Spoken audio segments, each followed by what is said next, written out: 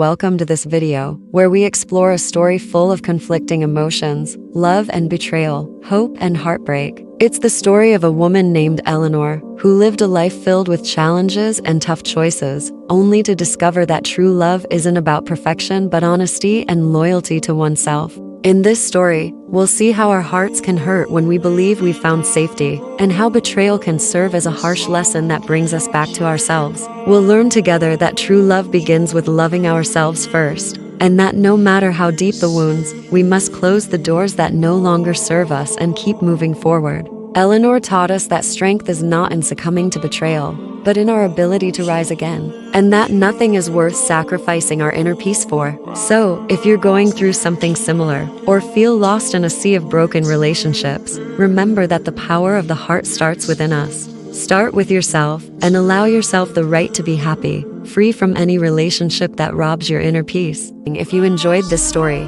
don't forget to subscribe and share this video with someone who may need a message of hope. You won't find peace in others, you'll find it in you.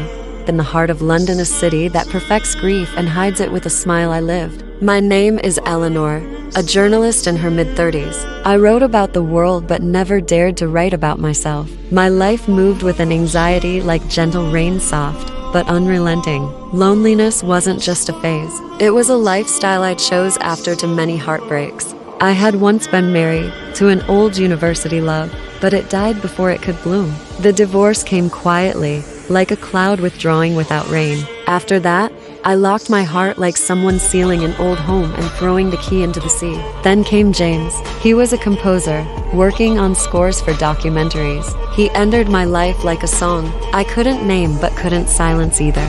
We met by chance at a cultural seminar on literature and music. He spoke of loss as if he had lived it 1,000 times, and his eyes were mirrors to my own exhausted soul. He told me, "We don't need to be alike, but if your voice calms me, stay close." I smiled then, unaware that I'd one day cry over that same sentence, sitting alone on the same bench where it was first said.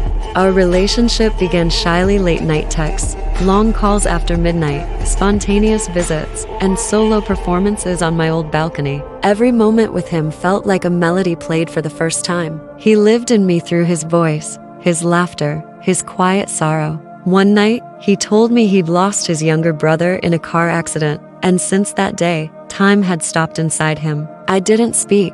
I just placed my hand on his shoulder and closed my eyes with him. He once said, "I'm not an easy person. My life is chaos. But if you want me, I can calm it for you." I replied, "There's noise in me too. Maybe we can create silence together." Our days were short but deep. We met in cozy cafes that attracted weary souls, walked along the Thames, inventing titles for imaginary songs. He gave me his first composition called Eyes That Don't Know How to Flee. I listened to it every night and believed for once that I wasn't alone. After 6 months, the cracks began to show like static in a beautiful song. James started disappearing, forgetting our plans, growing silent, retreating for no reason. I confronted him, but he dodged. "I'm tired, busy, I don't know what I want." But I didn't buy it. His tone had changed. His messages were shorter. My journalistic instinct, one that never failed, began to scream. I wanted to believe him, but my heart was bracing for betrayal. One evening, I went to his studio without notice. I wanted to surprise him, but the surprise was mine. There he was, playing music, holding another woman who laughed and sang. I watched him whisper the same lines he had once told me, the same song, the same melody, but for another voice. I froze. I didn't scream. I didn't confront him. I just looked at him, turned around, and left. And the next day, he sent a long message. "I'm lost, Eleanor. I don't know what I want. Maybe I was looking for too many things at once. You feel like home, a home I can't live in, but I always come back to when I'm tired." I replied, "I'm not a stopover, nor a waiting room. I'm a whole country, and I don't host emotional refugees." I turned off all the songs I used to love, tore up every note he ever wrote me, and began my journey of unlearning his voice. I returned to writing, but this time about myself, about a woman who believed love could heal, only to discover it could also be the thing that breaks her more. I walked more. I cooked. I repainted my flat. I adopted a small kitten and named her Cloudy,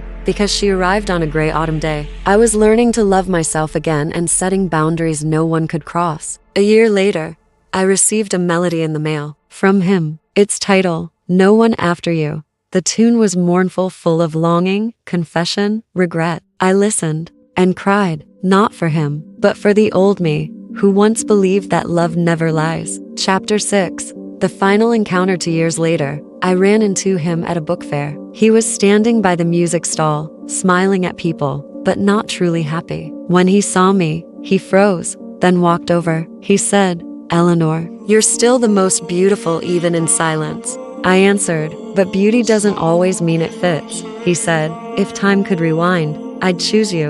I replied, I'm not your regret. I'm your escape. I smiled and walked away. Nothing in me trembled. Now, I live as I choose. I write more, love myself more, and shut every door that longing once used to enter. I have a small but loyal readership who understands me, and I've found the strength to say no without shaking. I learned that love alone isn't enough, that loyalty is not a favor, it's the bare minimum of dignity. I wrote in my journal, when you betray me, don't turn off my lights. I'll only burn brighter. For the first time in years, I feel like a complete woman even in solitude. The end.